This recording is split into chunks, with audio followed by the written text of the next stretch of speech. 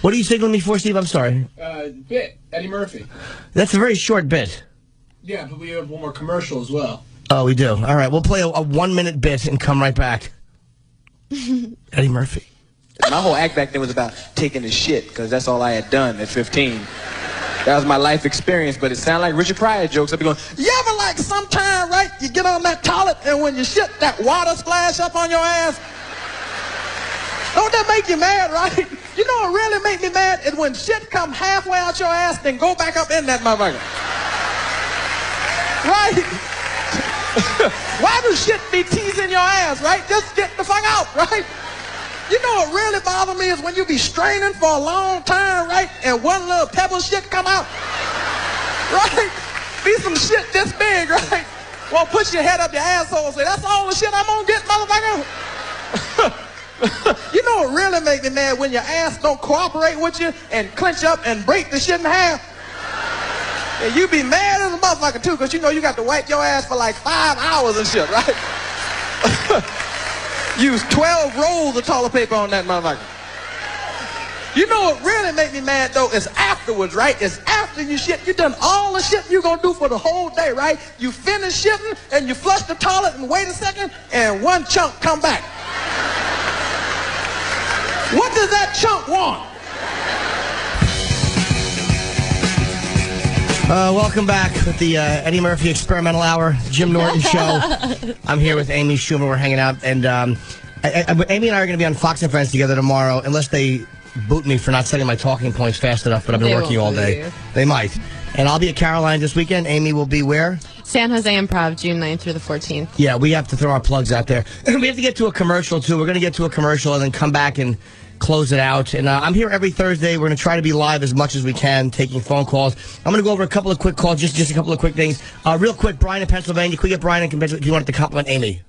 Yep, I was just wanted to tell her what a great attitude, man. She is freaking hysterical with her stories and her attitude, and can't wait to see a lot of her material. I'll have to check it out online. Haven't heard it before, but my God, keep it up. Good work. Jim, love your show and love your act, too. Thanks very much, man. Thank you. Yeah, Amy thinks like a comic, man, and that's, you know, again, a lot of, I love Sarah for that reason, too. She's brutal and racial. You know, there's a lot of great I comments. love that about Sarah. It doesn't even occur to her that people are going to be offended. No. People like, she wants to offend people. No, I think she says what's funny and she doesn't even think about it. When she had a joke where she said, I was on a plane sitting next to a baby and I was making him laugh. And she's like, you know what makes babies laugh?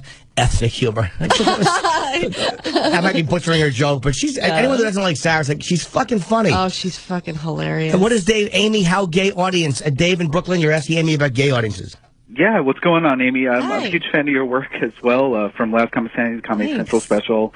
I even watched that Reality Bites Back show. Holy shit, you were the only one. I know, it was pretty rough. I wanted to know how the gay audiences respond to you. Oh, I love gay crowds. Like, the gay audiences have been absolutely amazing. But they're another example of, like, you have to own it. Like, I said this one joke once in front of an all-gay audience a couple years ago. I was like, my friend's cat just died. And I feel like when we're younger, if your pet dies, you know, it's, like, because they got hit by a car or something. But now animals are dying of all these sophisticated diseases. So she called me. She's like, oh, my cat died. I'm like, oh, what happened, car?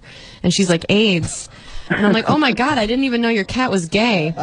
Now, like, a couple years ago, I wasn't owning it, and the crowd totally turned on me because I was like, sorry. But now, like, I say that in front of a gay crowd, and they're like, they go crazy. They love it. They're like, you're a fucking cunt. And they love it. Did it lose the audience for you for real? Yeah, because I didn't own it. I said it, and then I kind of looked at them like, okay. And they were like, boo. I was like, oh, shit. But no, gay crowds are, like, some of my favorite. Like, black crowds and gay crowds are the best. Wow, those are the two that hate me the most. I could see it. But I don't. Oh no, Jim, you're okay by us. Are you gay? Thank you, nice. sir. Thank you, Dave. We like people who push the envelope as much as possible, so you fit right in. All right. Thank you. Thanks so much, Be careful guys. where you're pushing your envelope. Exactly. Always wrap it up. All right, we have to get to a quick commercial. Boy, what's worse than when your throat backing up when you're throwing the commercial? Come back. Jesus, I sound like a fucking defendant in a child abduction case. All right, Who's asking for it? We'll be right back in a couple of minutes. Don't leave because we're going to wrap it up. Well, thank you for sticking with us. Welcome back. Whatever you're supposed to say. You are bad at that. I really am terrible. Again, it's low self-esteem, though. I'm never going to be a smooth, great radio guy. They say you can tell about someone's self-esteem how they like write their name. Like, do you write your name small? I put mine with a fist going to either side of it. That is really aggressive. Do I write my name small? No, I have a weird signature. My father has an amazing signature. He has a great fucking signature. I don't know if I believe in handwriting analysis, but if you write your name small, what's it mean? That you probably had OCD and you were molested as a child? You're compartmentalizing? Specifically by your aunt. No, that you just have lower self-esteem. You're like, oh, I shouldn't take up any room. Really? And the people, that's, who knows. But is that a self-esteem issue, or is it that a lot of OCD people write very small? Uh-huh. They write very neat and small because they don't want sloppiness. You like that?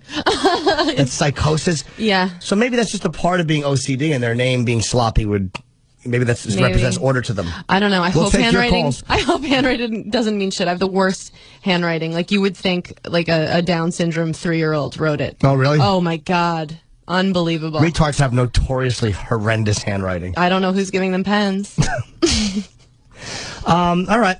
Here with Amy making fun of retard. It's so weird because Amy's my friend. It's so weird. I can't interview a friend. You can't do it. It's just not a natural. No. And I have nothing to say. No, you do. You're really funny. And I know you're saying that just fucking around, but it's very weird when you're asking your friend questions that you kind of know the answer to. So, relationships. Oh, yeah. How about, but the worst of that is Byron Allen. I'm sure of Comics Unleashed. Well, that show's so natural. Everybody just riffing. If you even try to riff, I heard they retape it. He'll be like, somebody's like, oh, yeah, and then, my mom died. And then he's like, okay, great. John, you have a dog. Everyone's like, that was so unnatural. Yeah, I've never done the show. They've asked me to because it's just guys, comedians doing their acts. Oh, it's horrible. And then pretending to laugh at each other. That's what the worst could be part. more disgusting? It's fun in watching comics interact because we all trash each other. Right. That's my favorite part about the Comedy Cellar. Just watching you guys just do your best to be as mean as you possibly can to each other. But that is the way we interact, and it's what made Tough Crowd a good show. And it's like that's how comics are. If people want comics just to be kind of funny, we're kind of mean to each other. It makes me so comfortable. It's how uncomfortable is it if somebody actually asks how you're doing? Like, nobody wants to hear that. I'd want someone to be like, nice shirt. What are you, fucking retarded? I want people to. I need that to be comfortable. It's like, if you walk into the cellar and you try to be too chipper, somebody will attack you for it. Normally, Colin. So, hey, man, Colin, congratulations on that thing. I don't like Norton and his phony. He's the biggest phony fraud. Yeah, his phony altruism. Biting his finger. Yeah, or whatever he'd say. But there's something about it. That was the thing about Tough Crowd was so great was if you said anything that was applause generating on purpose, that cheap slut applause that some comics go for, like, come on, back me up, and everybody clapped. They fucking spit on you for it. Oh, yeah. Well, that's the worst. It's like, what's the funniest is honesty and real moments and making fun of each other where you're most vulnerable. People think that mean humor has no place on television anymore, which is why I think everybody loved the Leno, Conan, Letterman thing, because it was mean. Yeah, people were interested. Really mean to each other, and I think people kind of got caught up in the fact that these guys that we see being nice and being funny every night, whether you like Jay, you like Conan or Letterman, it didn't matter. It was three guys that were really fucking kind of throwing punches. Yeah, and I mean Don Rickles, can't get much meaner than that, and people tuned in for that forever. But now it's they're all trying to be so PC, the late night shows. Not all of them. Right. Kimmel will go for it, but I don't know. I feel like most of the late night shows are still pretty protected, even though they have license to not be. Did you see? Oh yeah, I saw you at the Joan Rivers. That's the last time I saw Amy. I saw at the Joan Rivers premiere for her documentary, which I think Joan is one of the most underrated comics ever because she should be mentioned right after Pryor and those guys because she really is. She's fucking caustic. She's funny. She's mean. And she's a million, and she's still hilarious and will just level you with a look. I think she's amazing. She's vicious, and it's really weird how she's not given the respect that other comics... Why do you think that is? I don't know. I think people associate her with just the catchphrase, can we talk? And the red carpet... unless a lot of people probably wouldn't even know that she's a comic because they just know her trashing people's outfits. And she hates, by the way, when females say, you really paved the way. She's like, fuck you. Did you see the documentary? Yeah. And she said that in her New York Magazine interview. Oh, she's just she's like, fuck you. Get me a date on the road. Which is, what's more comic than that? How could she be more of a comic than that?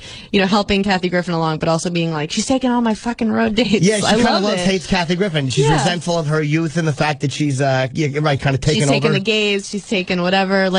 You just have to love her for that. And she's open about it. She's honest. She's not trying to pretend like she's everybody's friend, but she has a total respect for comics. When I went over to her at the party, And I talked to her. She was just like, and I didn't say pave the way or anything, thank God. Yeah. But I was just like, you're awesome, whatever. And when she found out I was a comic, she's like, oh, great. This is where the comics are going to hang out. Like, you could tell comics want to hang out with other comics, and she still feels that way. She doesn't want all the bullshit people around her. I've never had a shit reaction. We have to wrap up. Okay, I've never had a shitty reaction from comedians when meeting them. I've met actors or athletes that were all twats, but comics have always, for as mean as they can be, have always been very cool. Yeah. What a fucking faggoty way to end the show. Comedians are nice. Yeah, really. All kidding aside, guys, we do love each other. There's a replay of this dreck on Saturday, 6 o'clock East, 3 o'clock West. Take your Saturday nap to it. Yeah, and I apologize for that fucking mushy ending. You know, God bless Joe. Really, God love her. I'm my fucking aunt. What a wonderful lady. Yeah. So we'll see you guys next week. AmySchumer.com.